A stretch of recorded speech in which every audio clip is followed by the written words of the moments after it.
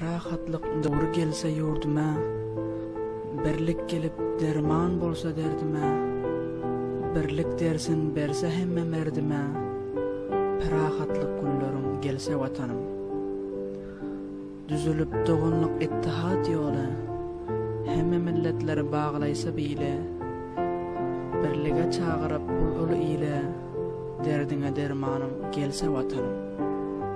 Birlik yolun düzüp hemme şahat bolsa, ol yaman yavlar sende yat bolsa, doğunluk düzülüp hemme şahat bolsa, yaşamak davranın gelse vatanım. Çözüp çeginleri yolumuz açıp, ülkemizden yaman davranlara geçip, olgun ortamızda menmenlik kaçıp, denglik davranın gelse vatanım. Yurdumuza düşman yolunu salmasa, hiç millet birbirinden kalmasa, gül yüzümüz ortamızda solmasa, uluslar armağanı gelse vatanım.